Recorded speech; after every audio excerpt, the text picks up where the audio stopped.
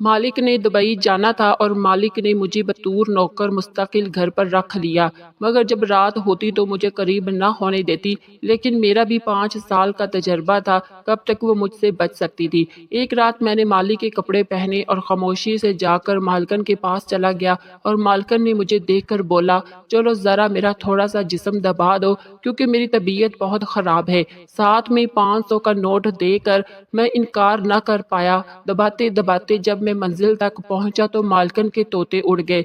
मैं इंतहाई गुर्बत की जिंदगी गुजार रहा था कि मेरे एक दूर के रिश्तेदार ने मुझ पर तरस खाकर एक घर में नौकर रखवा दिया। चंद दिन बाद मालिक ने कहा, मैं दुबई जा रहा हूँ, तुम्हें मेरे घर का ख्याल भी रखना है और मेरी बीवी के छोटे मोटे काम भी करने हैं। तो उन्होंने एक मुझसे तनख्वाह की कोई बात नहीं की, बस ये कहा कि मेरे घर की रखवाली करना, तुम्हें 2 वक्त का खाना मिलेगा, दुकान से सौदा सलफ मेरी बीवी को लाकर दे देना। मैं इस कदर फाकों की जिंदगी गुजार रहा था कि मुझे ये 2 वक्त की रोटी और छत बहुत बड़ी नेमत लग रही थी। उन्होंने कहा कि अभी मेरी इतनी हैसियत नहीं कि मुझे मखसूस तनख्वाह पर रख लिया जाए। मेरी उम्र 16 साल थी और मुझे उस वक़्त बिल्कुल भी अंदाज़ा नहीं था कि मेरी गुर्बत से फ़ायदा उठा रहे हैं या मेरा भला कर रहे थे, वरना जो काम उन्होंने मुझे दिया था इसकी अच्छी खासी तनख्वाह बनती थी। लेकिन भूख ने तो मुझे नानी याद दिला दी थी। जब उन्होंने वो ऑफ़र की तो मैं इनकार ना कर पाया और उनके साथ उनके घर चला गया। वो अंकल जिनकी उम्र 50 साल के करीब थी, मुझे जब घर लेकर गए तो उन्होंने अपनी बीवी से मिलवाया जिनकी उम्र इनसे बहुत कम थी, शायद 32 साल के करीब होगी। जैसे ही हम लाउंज में दाखिल हुए तो वो एक सोफे पर बैठी हुई थी। पहले तो मुझे लगा कि वो मेरे मालिक की बेटी है, लेकिन इसका हुलिया शादीशुदा औरतों की जैसा था, हाथों में सोने के कंगन और गले में सोने की चेन वगैरह। ये सब देखकर मुझे एहसास हुआ कि ये शादीशुदा है, लेकिन मैंने अपनी सोच को झटक दिया कि मुझे ऐसा नहीं सोचना चाहिए। शायद ये मालिक की बेटी भी हो सकती है जो शादीशुदा हो और अपने माँ बाप के घर मिलने के लिए आई हो, लेकिन ये मेरा वहम था। उस वक़्त गलत साबित हो गया जब ये मालिक ने कहा कि बेगम, ये लड़का आज से तुम्हारा हर काम करेगा, बहुत मेहनती और गरीब घर का लड़का है, जिस रंग में ढालोगी वो ढल जाएगा और जो काम इससे बोलोगी वो करेगा। मेरे दुबई जाने के बाद इस घर की रखवाली भी करेगा और साथ साथ में तुम्हारी देखभाल भी करेगा। अगली सुबह ही मेरे मालिक दुबई की फ़्लाइट से रवाना हो गया। वो शायद वहाँ पैसे कमाने की गरज से गए थे, लेकिन इनके घर में इनकी जवान बीवी अकेली रह गई थी। वो क्यों अकेली रह गई थी, ये बात मेरे लिए हैरान कुन थी। खैर, मेरे मालिक के जाने के बाद मेरा काम यही था कि मैं घर में हर आने जाने वाले को गौर से देखूं और कहीं कोई गलत इरादा तो नहीं रखता, बल्कि इनको दुकान से कोई चीज़ मंगवानी होती तो वो भी मैं लाकर दे दिया करता था। मालिक खाना खुद बनाती थी और मुझे 2 वक्त की रोटी मिल जाया करती थी। मेरे लिए ये किसी नेमत से कम न था। कम से कम पेट भर कर खाना खाने को मिल जाया करता था और खाना खाकर मैं अपने रब का शुक्र अदा करता था। मेरे मालिक ज़्यादा अमीर तो नहीं थी, लेकिन फिर भी इनके पास बहुत ज़्यादा पैसा था कि इनका घर ज़ाती था और ख़ुद को मज़ीद बेहतर करने के लिए वो पैसा कमाने की गरज से मुल्क से बाहर जा चुके थे। मैं भी जवानी की दहलीज में कदम रख चुका था और इनके साथ साथ इंतहाई हसीन भी था, और वही बरामदे में चारपाई पर सो जाया करता था और मुझे यहाँ बहुत सुकून की ज़िंदगी मैसर थी। मैंने ख्वाब में भी ऐसी ज़िंदगी का तसव्वुर नहीं किया था। गांव में तो मुझे चारपाई भी नसीब नहीं होती थी। अब एक वक्त का खाना भी मिल जाया करता था और दूसरा वक्त का नहीं मिलता था। शहर की रंगीनी देखकर मेरा दिल भी मचलने लगा और मुझे अपनी जवानी का एहसास होने लगा। मैंने एक हफ्ते के अंदर अंदर ही ये महसूस किया कि मेरी मालकिन मेरी तरफ बहुत ज़्यादा तवज्जो देती है। शायद वो मेरी हमदर्दी की वजह से नहीं है, मगर मैं इसको अपना वहम समझकर झटक दिया करता था और अपना काम ईमानदारी से करने की कोशिश करता, क्योंकि मालिक मेरी ये जिम्मेदारी लगा कर गए थे कि मुझे मैडम और घर की अच्छे से देखभाल करनी है। मैडम सारा दिन फ़ोन पर अपनी सहेलियों से गप्पे लगाती रहती थी और कोई ना कोई सहेली मैडम के पास मिलने के लिए आती ही रहती थी। हर दूसरे दिन कोई ना कोई पार्टी चल रही होती थी।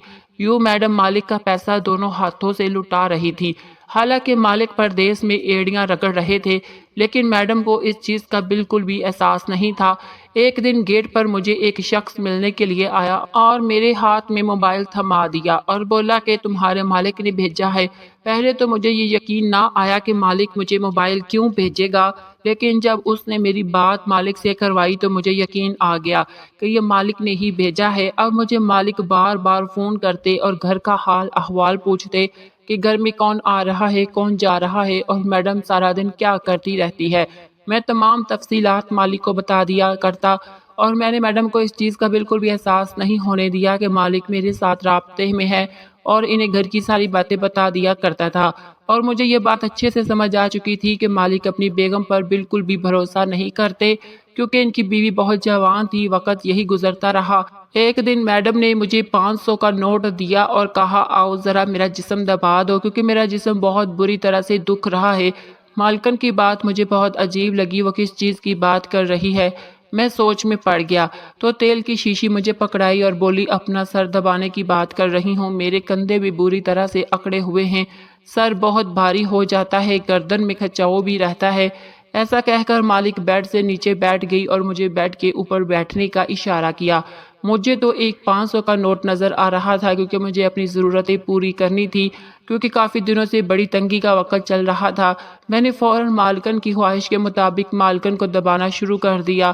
ان کو بہت زیادہ سکون مل رہا تھا۔ وہ بولتی جا رہی تھی کہ تمہارے ہاتھوں میں جادو ہے اور میرے کندھوں کا درد بالکل غائب ہوتا جا رہا ہے۔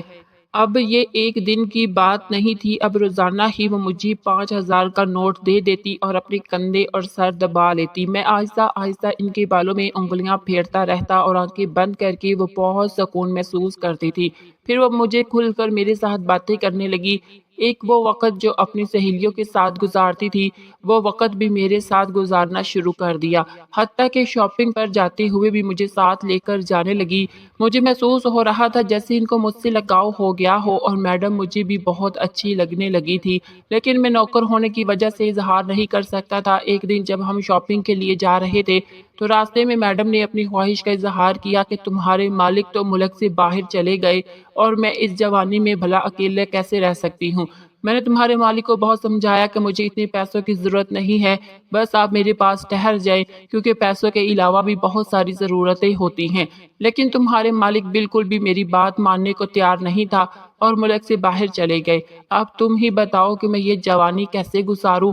میں نے میڈم کی باتیں سنی اور شرم کے مارے نگاہیں جھکا لی۔ میڈم نے مزید کہا کیا تم میری مدد نہیں کر سکتے؟ تو میں نے کہا کہ کیسی مدد؟ تو کہنے لگی مجھے اب تمہارے مالک کی کمی بہت محسوس ہوتی ہے، تو تم میری کمی کو دور کر دو۔ میں تمہیں 50,000 روپے دوں گی۔ جب مالکن نے 50,000 روپے کا لالچ دیا تو میری آنکھیں پھٹی کی پھٹی رہ گئی۔ میں نے تو کبھی خواب میں بھی 50,000 کا نہیں سوچا تھا کہ پوری زندگی میں میرے پاس اتنے پیسے بھی آ جائیں گے۔ پھر تھوڑی دیر سوچنے کے بعد میں نے میڈم کو ہاں کر دی اور میڈم کی تمام ضرورتیں پوری کر دی۔ اب وہ اکثر میرے کمرے میں آ جایا کرتی تھی اور مجھے اس کی ضرورت پوری کر دیا کرتا تھا، اور مالکن نے مجھے مالک کا درجہ دے دیا تھا۔ مجھے اپنے گاؤں آنے جانے کے لیے ایک گاڑی الگ سے دے دی تھی تاکہ مجھے آنے جانے میں کوئی دشواری نہ ہو، اور ہر مہینے بہت سارے پیسے دے دیا کرتی تھی۔ میں اکثر سوچا کرتا تھا کہ یہ کیسی بیوی ہے جس کا شوہر اس پر بے پناہ پیسہ لٹا رہا ہے اور یہ اپنے شوہر کے ساتھ بے وفائی کر رہی ہے۔ یہ عورت اپنے شوہر کے ساتھ بے وفائی کر سکتی ہے، وہ میرے ساتھ وفادار کیسے ہو سکتی ہے؟ اس بات کا جواب مجھے آج تک نہیں مل سکا۔ تو ناظرین، امید ہے کہ آپ کو یہ ویڈیو پسند آئی ہوگی۔ ویڈیو اچھی لگے تو لائک اور شیئر ضرور کریں۔ ہمارے اس یوٹیوب چینل کو سبسکرائب نہیں کیا تو چینل کو سبسکرائب بھی کر لیجئے۔ تو ملتے ہیں دوستوں اگلی ویڈیو میں، تب تک کے لیے اللہ حافظ۔